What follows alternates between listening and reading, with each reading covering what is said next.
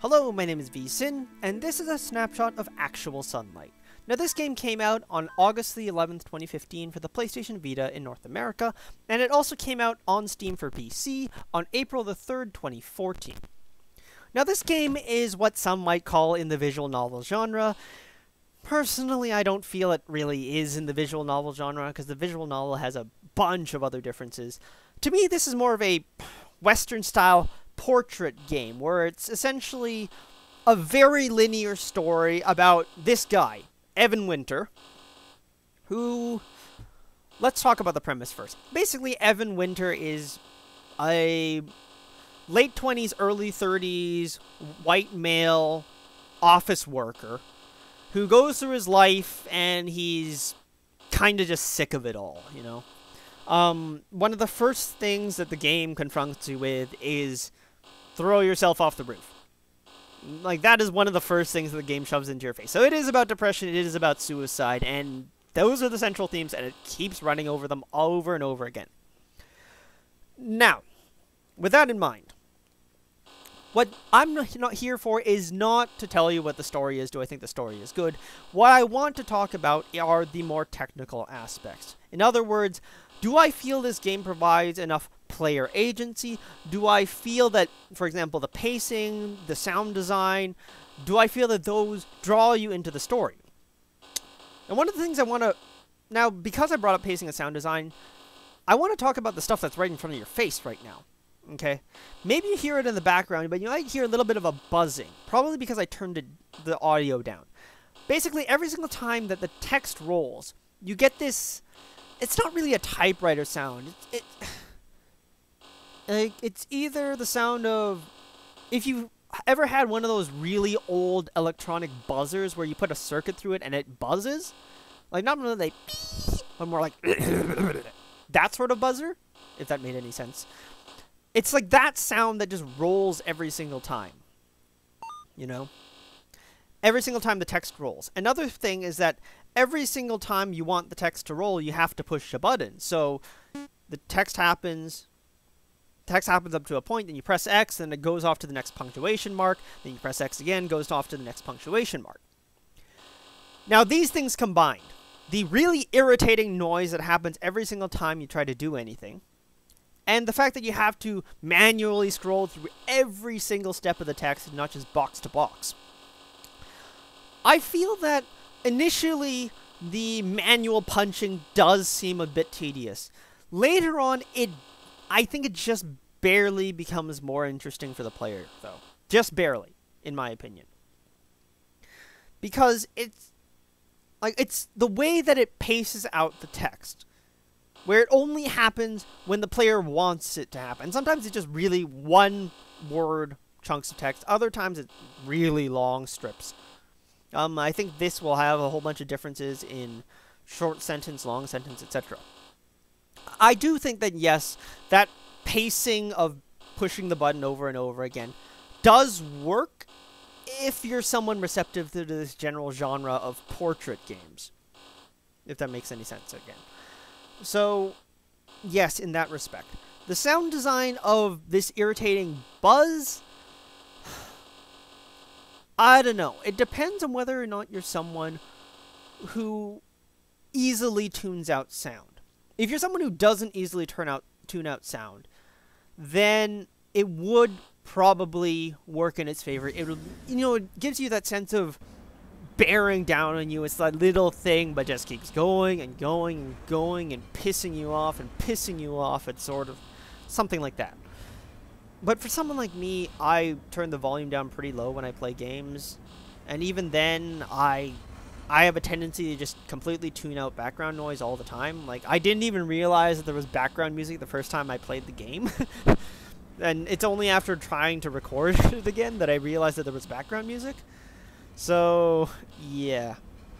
Again, this is one of my problems with trying to play games in this genre.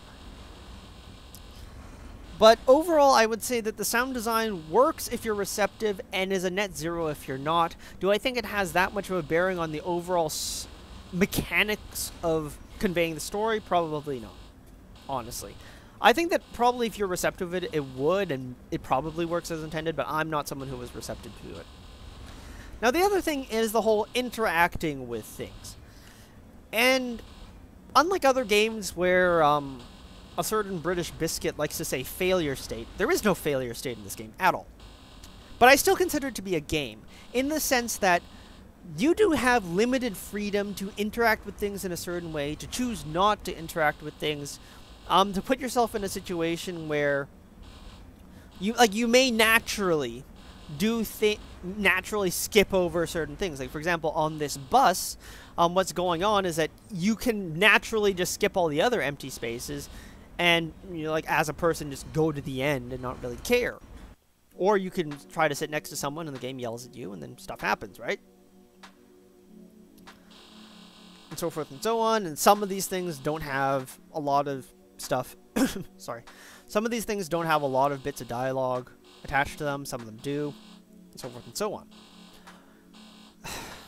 Like, I don't know. I really don't want to touch on the story itself, because yes, it's about depression. I will say that there is a mid-story plot twist where a whole bunch of different things change. It changes your perception on the rest of the game.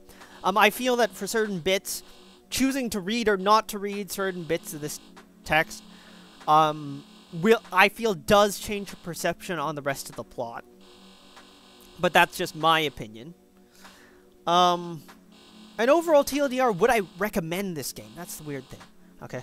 Like, I've been kind of beating around the bush for the last 6 minutes about this, but would I really recommend this game? Okay, because it's base price $5. Okay. And the game itself, developer says 1.5 to 2 hours. I would say if you're a fast reader, you will probably clear this in about 1 hour. If you're an idiot like me who smashes his head against all the wrong things, you will probably extend that. Like, I repeatedly visited the same things over and over again until realizing, oh, I forgot this place, but whatever.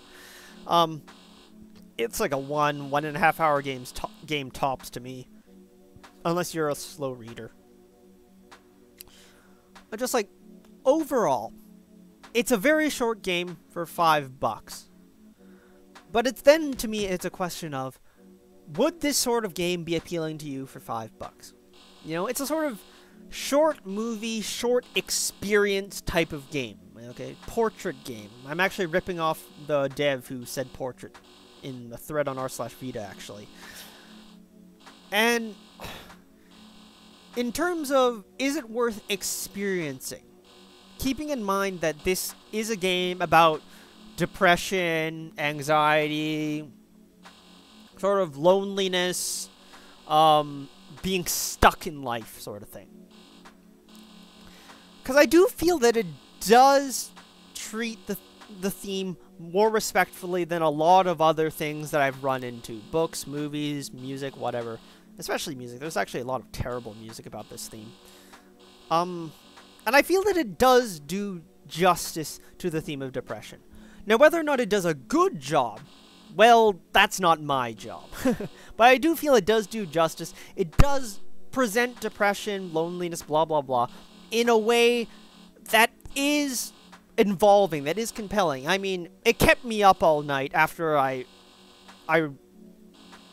played the game end to end over 1 hour. You know, it did keep me up all night, and eventually I got to sleep, but... And I also posted something on r/Vita. I guess I'll link it in the description if you really want to read my bullshit, but whatever. Like, it is the sort of game that will make you think about it. You know? If nothing else, it makes you think about what's happening in the game. And I feel on those grounds, yes, I would recommend it. $5 isn't too bad for something that I would consider a movie. Like, measuring up against a movie, a short story, something like that. $5 I think is a fair price. And overall, TLDR, it's worth considering. You've watched the video. You should know whether or not you're interested, or whether or not this video is enough and I've completely screwed over the dev, but whatever. Either way, it is worth considering in my opinion, and it's at a reasonable price. My name has been VSyn. Thanks for watching.